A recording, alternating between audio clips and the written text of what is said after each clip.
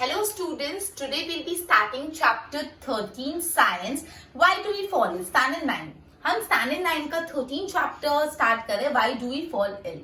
Okay, तो let's start. अपन को पता है कोई भी लिविंग बीइंग की सबसे बेसिक सबसे छोटी से छोटी यूनिट होती है सेल. कोई भी लिविंग बीइंग की सबसे बेसिक सबसे छोटी से छोटी यूनिट होती है सेल.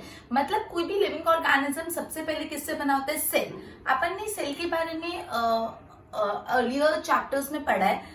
सेल बेसिकली क्या होता है? जैसे एक बिल्डिंग बनाने के लिए एक एक ब्रिक जरूरी होती है, वैसे ह्यूमन बीइंग की बॉडी में छोटे छोटे सेल्स होते हैं जिससे ह्यूमन बीइंग या लिविंग ऑर्गेनिज्म की बॉडी बनी हुई है. मतलब जैसे एक बड़ी सी आप बिल्डिंग देख रहे हो, वो कितनी बड़ी दिख रही है, लेकिन उसमें क्या छोटी छोटी ब्रिक्स लगी हुई, तो हर एक छोटी ब्रिक को सेल बोला जाता है. उसी तरह लिविंग ऑर्गेनिज्म की बॉडी भी अलग अलग सेल से बने. सेल सबसे बेसिक यूनिट, सबसे छोटी, सबसे स्मॉलेस्ट यूनिट कहलाई जाती है. ठीक है, तो ये बोला basic unit of living being. कोई भी लिविंग बीइंग की बेसिक यूनिट कैसे है? अब सेल में अलग अलग केमिकल सब्सटेंस होते हैं. कौन कौन से केमिकल सब्सटेंस होते हैं? प्रोटीन, कार्बोहाइड्रेट, फैट्स, लिपिड्स, ये सारे अलग अलग केमिकल सब्सटेंस सेल के अंदर होते हैं. अब सेल एक डायनामिक प्लेस है. डायनामिक मतलब स्टिल नहीं, वहां पे कुछ ना कुछ होता रहता है, वो मूव करता रहता है, कुछ ना कुछ होता रहता है.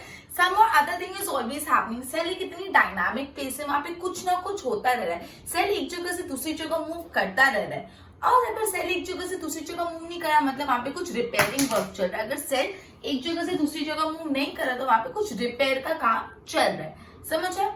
ओके, वापस इस सेल के बारे में हल्का सा इंट्रोडक्शन दिया है. सुनो, मैंने आपको बताया सेल एक बेसिक यूनिट है, मतलब basic unit of living being. मैंने आपको एक एग्जांपल भी दिया, जैसे एक बिल्डिंग है, बिल्डिंग कितनी बड़ी दिखती है, लेकिन वो बिल्डिंग बनाने के लिए सबसे स्मॉलेस्ट यूनिट क्या होती है? ब्रिक.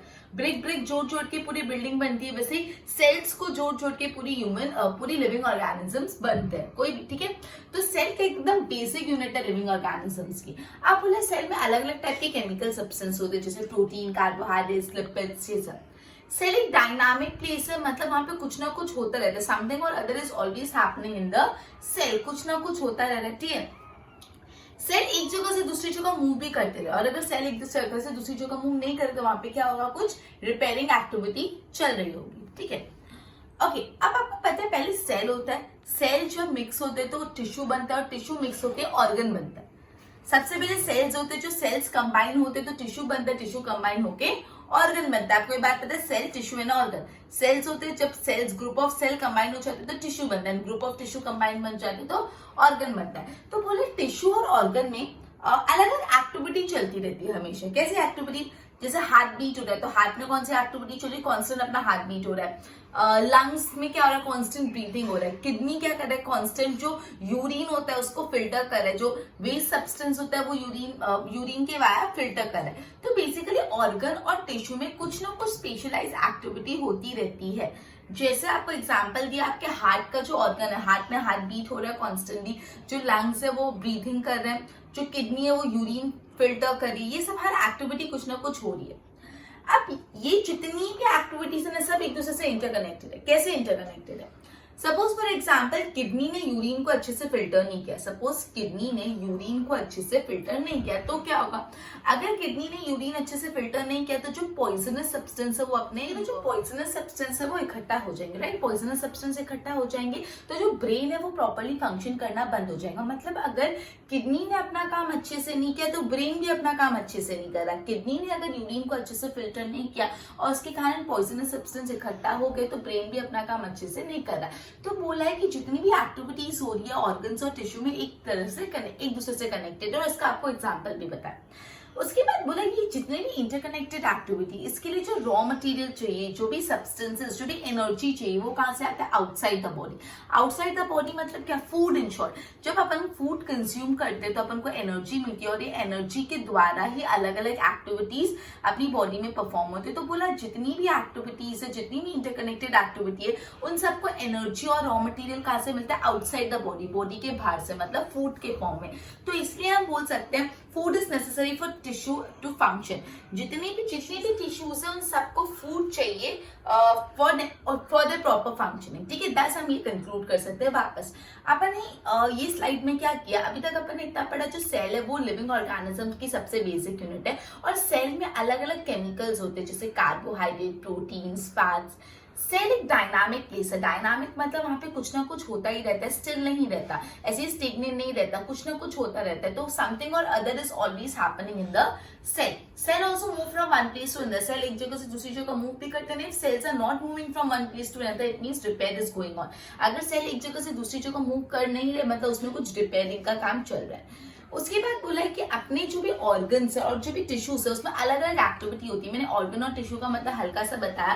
पहले सेल होते हैं, जब सेल कंबाइन होते हैं, ग्रुप ऑफ द सेल मिलकर टिश्यूज बनाते हैं, और जब टिश्यूज साथ में कंबाइन होते हैं तो ऑर्गन बनते हैं, राइट। तो बोला है कि जो भी ऑर्गन है और जो भी टिश्यूज है उसमें कुछ कुछ एक्टिविटीज होती रहती है, जैसे हार्ट बीट हो रहा है, किडनी यूरिन को फिल्टर कर रहे हैं, लंग्स ब्रीथिंग का काम कर रहे हैं। और ये जितनी भी एक्टिविटीज है एक दूसरे से कैसी होती है, एक दूसरे से इंटरकनेक्टेड होती है, राइट। इंटरकनेक्टेड होती है तो फिर से क्या होगा, जैसे एग्जांपल दिया है, अगर यूरिन ने सॉरी किडनी ने यूरिन प्रॉपर्ली फिल्टर नहीं किया तो पॉइजनस सब्सटेंस इकट्ठा हो जाएगा, जिससे ब्रेन काम करना बंद कर देगा। तो बेसिकली जब किडनी ने अपना काम अच्छे से नहीं किया तो ब्रेन भी अपना काम अच्छे से नहीं कर रहा। तो ये सारी एक्टिविटीज इंटरकनेक्टेड है। ये जो भी इंटरकनेक्टेड एक्टिविटीज है उनको जो भी एनर्जी और जो रॉ मटेरियल चाहिए, जो भी ताकत चाहिए काम करने की, वो कहाँ से मिलती है, फूड से मिलती है। तो दस हम बोल सकते हैं कि जो फूड है वो बहुत जरूरी है अपने टिश्यूज और ऑर्गन के प्रॉपर फंक्शनिंग के लिए।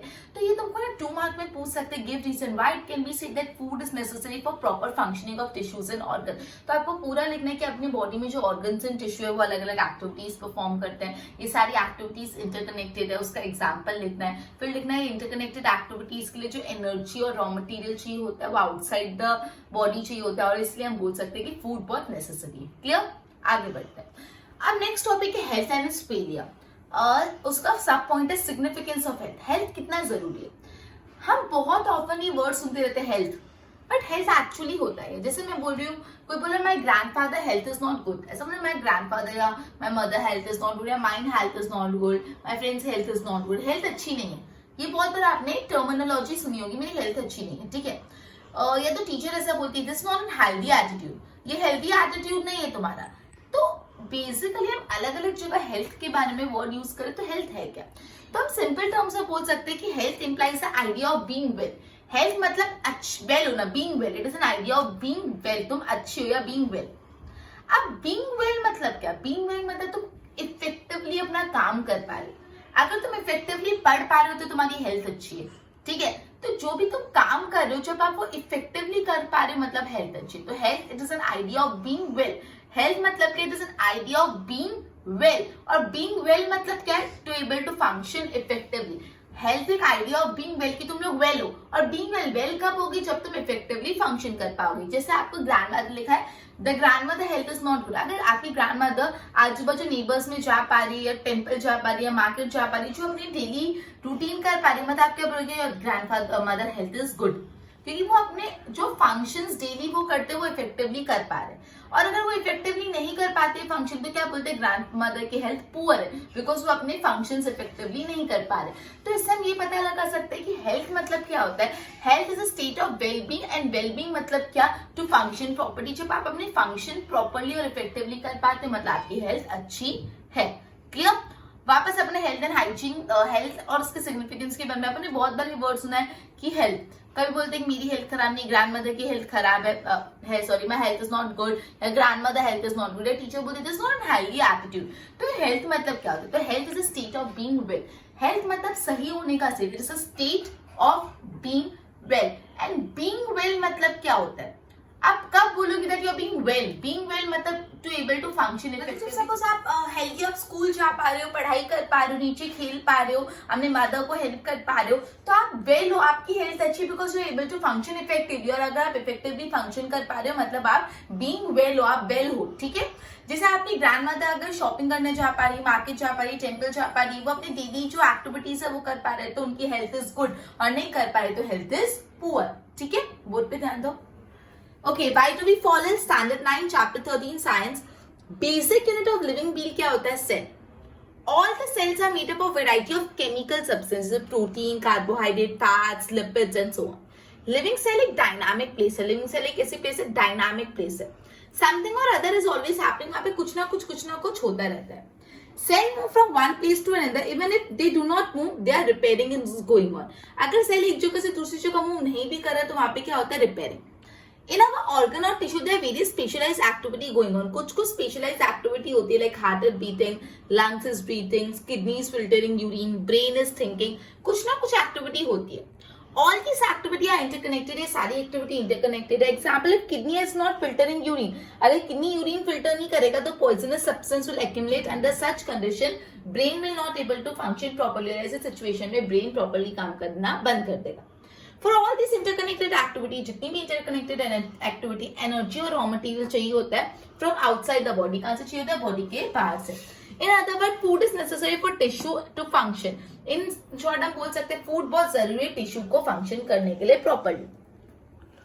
अब in health and its failure, सबसे first point is significance of health. We have heard that word health quite frequently. हम health के बारे में बहुत frequently सुनते हैं. We use it even often. My grandfather health is not good. बहुत commonly हम ये word use करते हैं. Our teachers say there's not a healthy attitude. अपने teachers भी बोलते हैं healthy attitude नहीं है. What does the word health means? So health का मतलब क्या होता है? It always implies the idea of being well. Health का मतलब होता है idea of being well. अब being well मतलब क्या means to able to function effectively काम करना, right?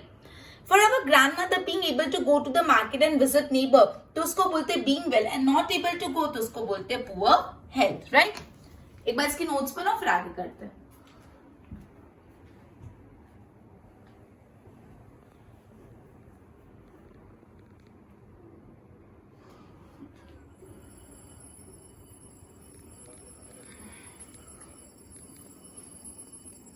ओके, जब टीचर बोलती है this not an healthy attitude. Healthy attitude मतलब क्या होता है? सपोज आप क्लास में टीचर की बात अच्छे से फॉलो कर रहे हो, जो भी टीचर बोल रहे हो उसको सुनने में इंटरेस्टेड हो, तो आपका एटीट्यूड कैसा होगा? Healthy attitude. और अगर आप टीचर की बात फॉलो नहीं कर रहे, अपने हिसाब से काम कर रहे हो, तो वो हेल्दी एटीट्यूड नहीं होगा. तो जब टीचर बोलती है this is not an healthy attitude, इसका मतलब ये है हेल्दी एटीट्यूड होना मतलब क्या? जो भी टीचर बोल रहे हो, जो भी क्लास में बोला जा रहा है, आप उसको फॉलो कर रहे हो, तो उसको बोलते हैं हेल्दी एटीट्यूड. मतलब अच्छे से फंक्शन कर रहे हो. तो इन सब चीजों को कंक्लूड करके हम बोल सकते हैं health is a state of being well. Health is a state of being well through to function well physically, emotionally and socially.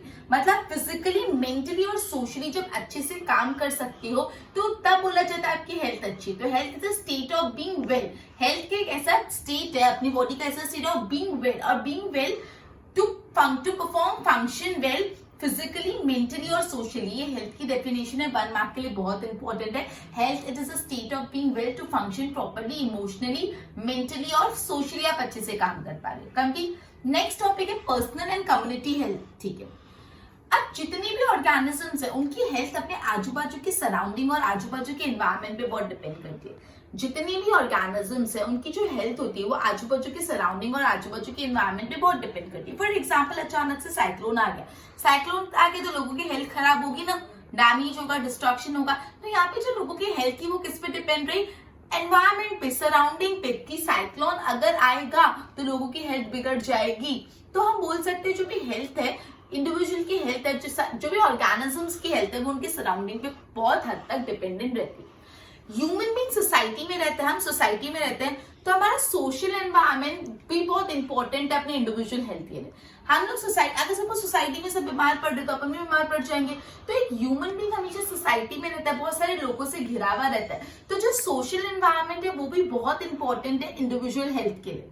जो भी सोशल एनवायरनमेंट है वो इंडिविजुअल हेल्थ के लिए क्यों इंपॉर्टेंट है? क्योंकि ह्यूमन बीइंग हमेशा सोसाइटी में रहते हैं. आप अलग से जाके कोने में नहीं रह सकते जहाँ पे आपके आजू बाजू कोई भी नहीं हो, कि लोगों को क्या हो रहा है आपको फर्क ही नहीं पड़ता. नहीं, आप जहाँ पे रहते हो उनके अगर आजू बाजू सोसाइटी में कोई भी तकलीफ है तो आपको भी उसका कंसिक्वेंसेस फेस करने पड़ेंगे. तो यही बोलेंगे human being live in society. जो ह्यूमन बीइंग हमेशा सोसाइटी में रहते हैं, इसलिए जो सोशल एनवायरनमेंट है, societal environment, it is important for your individual health too. हम लोग विलेजेस में रहते हैं या टाउन्स में रहते हैं या सिटीज में रहते हैं, राइट? तो our physical environment is decided by social environment. Consider करो कि आपके एरिया में कोई भी एजेंसी गार्बेज कलेक्ट ही नहीं करती जा रही. आपके एरिया में कोई भी एजेंसी कचरा ऐसा का ऐसा पड़ा हुआ है, कलेक्ट ही नहीं कर रही. या फिर ओपन ड्रेन है, नाले खुले हुए, नाले बोलते हैं नाले, गटर्स खुले हुए, कोई उसको क्लोज ही नहीं कर रहा. ओपन ड्रेन है, गार्बेज वैसा का वैसा पड़ा है. ऐसे सिचुएशन में क्या होगा? ऐसे सिचुएशन में बहुत सारा गार्बेज इकट्ठा हो जाएगा और बहुत सारा पानी स्टेगनेंट रहेगा. बिकॉज जो गटर्स है, अगर गटर्स बंद नहीं हो रहे तो पानी अंदर जाएगा नहीं और पानी स्टेगनेंट रहेगा. और इससे क्या होगा? अलग अलग बीमारियां होंगी, उससे पुअर हेल्थ हो जाएंगी. तो there is a possibility of poor health. तो पब्लिक क्लीनिनेस, पब्लिक की cleanliness is also important for individual health. आप कितना भी साफ सुथरा लाके आपने अपना घर को एकदम प्रॉपर क्लीन कर दिया, सब साफ सुथरा, आपने अपनी बॉडी को क्लीन कर दिया, तो आपको लगता है मैं हेल्दी रहूंगा, मुझे कोई बीमारी पकड़ेगी नहीं। जिस सोसाइटी में आप रह रहे हो उस एरिया में सपोज कोई एजेंसी गार्बेज कलेक्ट नहीं कर रही या ओपन ड्रेन्स पड़े, नाले खुले पड़े, तो गार्बेज इकट्ठा होता जाएगा और आजू बाजू आपके सराउंडिंग में गार्बेज कलेक्ट हो जाएगा। और ओपन ड्रेन से तो जो वाटर है वो स्टेगनेंट रहेगा, कहीं फ्लो नहीं होगा, तो वहां से बीमारियां होंगी। तो भले आपने अपना खुद को साफ कर दिया, अपने घर को साफ कर दिया, लेकिन जब तक सोसाइटी नहीं साफ, पब्लिक क्लीनिनेस है, तब तक आपकी इंडिविजुअल हेल्थ भी अच्छी नहीं रहेगी, तो भी आप बीमार पड़ोगे। तो इसलिए बोला है जो public cleanliness is important for individual health. Public cleanliness भी बहुत जरूरी है आपके इंडिविजुअल हेल्थ के लिए, समझ आया? तो तुमको पूछ सकते हैं भाई public cleanliness is important for individual health, तो क्या लिखोगे? सपोज फॉर तो तुमको लिखना है कि we live in villages, town, cities and in such places our physical environment is decided by the social environment. वापस तुमको अगर ऐसा पूछे how it can be said that the public cleanliness is important for individual health, individual health के लिए public cleanliness क्यों important है? तो आपको लिखना है we live in society, we live in villages, towns and cities, so that social environment present is decided, physical environment is decided by our social environment. मतलब उस जगह का जो फिजिकल एनवायरनमेंट है वो सोशल एनवायरनमेंट से डिसाइड होता है। जैसे कंसिडर ए सिचुएशन की आप जहाँ पे रह रहे हो वहाँ पे कोई एजेंसी नहीं आ रही गार्बेज कलेक्ट करने, या वहाँ पे ड्रेन्स ओपन है, तो क्या होगा? गार्बेज कलेक्ट होता रहेगा और जो ड्रेन्स ओपन होने से पानी स्टेगनेंट रहेगा, जिससे बीमारी होने के चांसेस बढ़ जाते हैं। तो इसलिए हम बोल सकते हैं कि public cleanliness is important for individual health. समझे? 2 मार्क के लिए answer. Next, we need food for health। Okay, तो बेसिकली यहाँ पे अगर हमको अपनी हेल्थ अच्छी रखनी है तो हमको खाना चाहिए। अगर हमको अपनी हेल्थ अच्छी रखनी है तो खाना चाहिए, और खाने के लिए क्या चाहिए? पैसे चाहिए। पैसे कहाँ से आएंगे? अगर आपकी जॉब अच्छी हो या आपको अच्छा बिजनेस हो, तो इससे भी हम ये वर्क अपॉर्चुनिटी अच्छी होनी चाहिए। तो इकोनॉमिक कंडीशन जब अच्छी होगी तो इंसान की हेल्थ अच्छी होगी। ये दूसरा बोलते ना पॉइंट ऑफ व्यू एक्सप्रेस किया। पहला बोला जब पब्लिक क्लीनिनेस होगी तो इंसान की हेल्थ अच्छी होगी, इंडिविजुअल हेल्थ। आप बोले सपोज आपको हेल्थ अच्छी रखने के लिए खाना तो चाहिए, प्रॉपर फूड मिलेगा तभी आपकी हेल्थ अच्छी रहेगी। और फूड कहाँ से मिलेगा? पैसों से। पैसे कहाँ से आएंगे? जब आप अर्न कर रहे हो। अर्न कब करोगे? जब इकोनॉमिक अपॉर्चुनिटीज अच्छी हो। तो इस तरह से बोला जाता है कंट्री की इकोनॉमिक अपॉर्चुनिटीज भी बहुत इंपॉर्टेंट रोल प्ले करते हैं उनके सिटीजन की हेल्थ के लिए। वापस समझा रहे इंपॉर्टेंट है, बोला है कि आपको फूड चाहिए टू रिमेन हेल्दी। फूड आता है फ्रॉम मनी, एंड मनी आता है, you need to earn the money. Money कमाना पड़ेगा बाय जॉब और बिजनेस, व्हाटएवर द सोर्स। तो मतलब आपके पास इकोनॉमिक अपॉर्चुनिटी अच्छी होनी चाहिए। तो इन शॉर्ट इकोनॉमिक अपॉर्चुनिटीज अच्छी होनी चाहिए अपनी हेल्थ अच्छी होने के लिए। समझ आया? ओके, तो बेसिकली अभी अपन ने एक हेल्दी एटीट्यूड वाला पॉइंट बोला। जब हम टीचर बोलते हैं कि आपका एटीट्यूड हेल्दी होना चाहिए, मतलब आप क्लास में ध्यान देने चाहिए, अटेंटिव रहने चाहिए, जो भी टीचर्स बोल रहे हैं उसको फॉलो करने चाहिए। उसके बाद हेल्थ की अपन ने डेफिनेशन पढ़ी। Health is a state of being well to function properly mentally, emotionally and socially. फिर अपन ने individual health, personal and community health के बारे में पढ़ा। अपन ने बोला अपनी हेल्थ आजू बाजू की सराउंडिंग से बहुत ज्यादा इफेक्ट होती है। सी फॉर एग्जाम्पल अगर साइक्लोन आ गया तो क्या होगा? तो सबकी हेल्थ डैमेज हो जाएगी। तो साइक्लोन एनवायरनमेंट का कॉज था, तो सराउंडिंग में साइक्लोन आया, उससे आपकी इंडिविजुअल हेल्थ भी बिगड़ी। ठीक है, ह्यूमन बीइंग सोसाइटी में रहते हैं, हम लोग अलग से नहीं रहते, हम एक सोसाइटी में रहते हैं। सोशल हेल्थ भी बहुत इंपॉर्टेंट है फॉर सोशल एनवायरनमेंट, बहुत इंपॉर्टेंट है फॉर इंडिविजुअल हेल्थ। आपको 1 मार्क में पूछ सकते हैं by it can be said that social environment is important for individual health because human being live in society. आप एक सोसाइटी में रह रहे हो तो जो सोसाइटी का एनवायरनमेंट है वो आपकी इंडिविजुअल हेल्थ को बहुत ज्यादा असर करेगा, राइट? फिर बोला आप टाउन्स में, विलेजेस में रहते हो। अब अगर फॉर एग्जांपल आपके यहाँ पे कोई एजेंसी कचरा कलेक्ट नहीं करने आ रही है और ड्रेन्स ओपन रह जा रहे हैं, तो इसका कॉन्सिक्वेंसेस क्या होगा? अगर गार्बेज कलेक्ट होता जाएगा कोई कलेक्ट उसको क्लीन ही नहीं करेगा तो बीमार पड़ोगे, या तो ड्रेन्स ओपन रहेंगे तो भी प्रॉब्लम होगी। ठीक है, तो बेसिकली पब्लिक क्लीनिनेस बहुत इंपॉर्टेंट रोल प्ले करती है आपके इंडिविजुअल हेल्थ के लिए। अगर आपको हेल्थी रहना है तो आपका सोसाइटी पब्लिक भी क्लीन रहनी चाहिए। उसके बाद अपन ने पढ़ा हेल्थी रहने के लिए फूड चाहिए, फूड के लिए पैसा चाहिए, पैसे के लिए जॉब चाहिए या बिजनेस चाहिए, मतलब इकोनॉमिक अपॉर्चुनिटीज अच्छी होनी चाहिए। तो एक कंट्री की इस तरह से हम बोल सकते हैं कि कंट्री की इकोनॉमिक अपॉर्चुनिटी भी बहुत इंपॉर्टेंट है फॉर इंडिविजुअल हेल्थ। तो तुमको ये भी बोल सकते हैं how it can be said that economic opportunity is important for individual health. तो तुमको लिखना है कि for a good health we need food, for food we need money, and money is earn by job और business, so we need a proper economic opportunity. Board पे ध्यान दो। Being interested in following the teacher in classroom so that we can understand the word healthy attitude. ठीक है, यहाँ से देखो health की definition. Health is a state of being well through to function well physically, mentally and socially. तीन है, आप physically भी active होने चाहिए, well होने चाहिए, mentally भी well होने चाहिए, socially society में भी well होने चाहिए, right?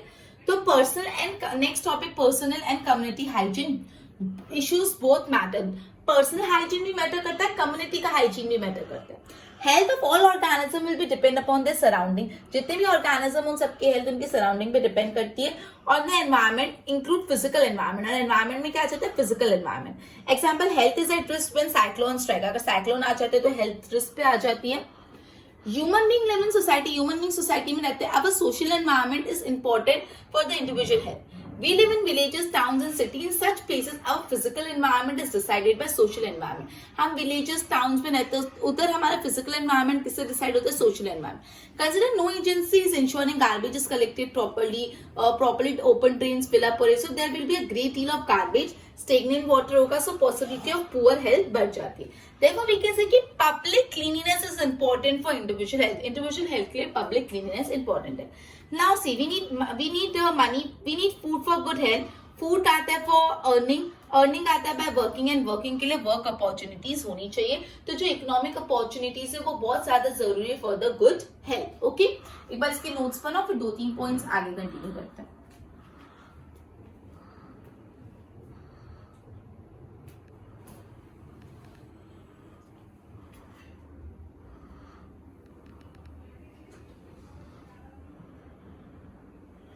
ओके, तो जितना भी अभी तक किया उसको एक बार सम अप कर लेते हैं. अपन ने सबसे पहले ये स्टार्ट किया, जो सेल है ना वो सबसे बेसिक यूनिट है for any living organism. Cell में अलग अलग केमिकल सब्सटेंस है, प्रोटीन, फैट्स, कार्बोहाइड्रेट. सेल एक डायनामिक प्लेस है. डायनामिक मतलब क्या? वहां पे कुछ ना कुछ होता रहता है, वो एक जगह से दूसरी जगह मूव करता रहता है. और अगर वो एक जगह से दूसरी जगह मूव नहीं कर रहा तो इसका रीजन है कि वहां पे रिपेयर चल रहा है. फिर अपन ने पढ़ा अपने जो भी ऑर्गन्स है और जो भी टिश्यूज है उसमें अलग अलग स्पेशलाइज्ड एक्टिविटी होती है. जैसे किडनी यूरिन फिल्टर करता है, हार्ट बीट करता है, लंग्स ब्रीथिंग करते हैं, ब्रेन थिंकिंग का काम करता है. और ये सारी जो एक्टिविटीज है एक दूसरे से इंटरकनेक्टेड है. जैसे अगर यूरिन प्रॉपर्ली फिल्टर नहीं हुआ तो पॉइजनस सब्सटेंस डिपॉजिट हो जाएंगे, और पॉइजनस सब्सटेंस डिपॉजिट हो जाएंगे तो अपना ब्रेन काम करना बंद कर लेगा. ये जितनी भी इंटरकनेक्टेड एक्टिविटी है, इन सारी इंटरकनेक्टेड एक्टिविटी के लिए जो भी एनर्जी और जो रॉ मटेरियल कहां से मिलता है? Outside the body. बॉडी के बाहर से. बॉडी के बाहर से मतलब फूड के फॉर्म में.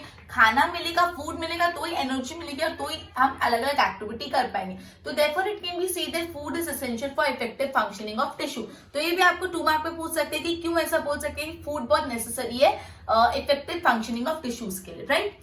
उसके बाद अपन गए थे हेल्थ के बारे में. अपन ने बोला हेल्थ मतलब क्या होता है. अपन ने काफी बार वर्ड हेल्थ सुना है. My grandmother health is not good, या our teacher said that you don't have an healthy attitude. तो हेल्थ मतलब क्या होता है? Basically it's a state of being well. एक ऐसा स्टेट है जिसमें आप बीइंग वेल, आप वेल कब फील करोगे? When you are able to function effectively. जब आप अपने फंक्शन इफेक्टिवली कैरी कर पाओगे. जैसे अगर आपकी ग्रैंडमदर आप अपने फंक्शंस कैरी आउट करिए, मतलब वो उठ रहे हैं, मार्केट जा रहे हैं, टेंपल जा रहे हैं, नेबर्स में जा रहे हैं, मतलब वो अपने फंक्शंस अच्छे से करें. और अगर वो फंक्शंस अच्छे से करें तो मतलब वो वेल है मतलब वो उनकी हेल्थ अच्छी है. जब आपको टीचर बोलती है हेल्दी एटीट्यूड. हेल्दी एटीट्यूड मतलब क्या? जो भी टीचर बोल रही है उसको सुनो, उसको फॉलो करो. अगर आप वो सुन नहीं रहे, फॉलो नहीं करे तो आपका एटीट्यूड हेल्दी नहीं है, राइट? फिर अपने हेल्थ की डेफिनेशन पढ़ी. In short we can say health is therefore a state of being well enough to function well physically, mentally and emotionally. It's a state of being well. इतने well हो कि physically, mentally और socially अच्छे से काम कर पा रहे. फिर अपन ने पढ़ा अपनी जो इंडिविजुअल हेल्थ है वो सोशल, सोसाइटी, एनवायरमेंट पे डिपेंड करती है. जैसे साइक्लोन आ गया तो हेल्थ इफेक्ट हो जाएगी. फिर अपन ने पढ़ा कि we live in a society, हम सोसाइटी में रहते हैं, इसलिए अपना जो सोशल एनवायरनमेंट है वो इंडिविजुअल हेल्थ को इफेक्ट करता है. फिर अपन ने 3 केसेस पढ़े. कैसे बोल सकते हैं कि पब्लिक क्लीनलीनेस इंपॉर्टेंट है फॉर इंडिविजुअल हेल्थ. कैसे बोल सकते हैं गुड इकोनॉमिक कंडीशंस और जॉब्स इंपॉर्टेंट है फॉर इंडिविजुअल हेल्थ. और कैसे बोल सकते हैं कि सोशल इक्वालिटी और हार्मोनी इंपॉर्टेंट है फॉर इंडिविजुअल हेल्थ. मैंने जस्ट 2 मिनट पहले आपको समझाया तो वो क्लियर हो गया होगा. ओके, तो अपना आज का लेक्चर इधर ही कंप्लीट होता है. आगे चैप्टर अपन नेक्स्ट सेशन में कंटिन्यू करेंगे. Goodbye everyone.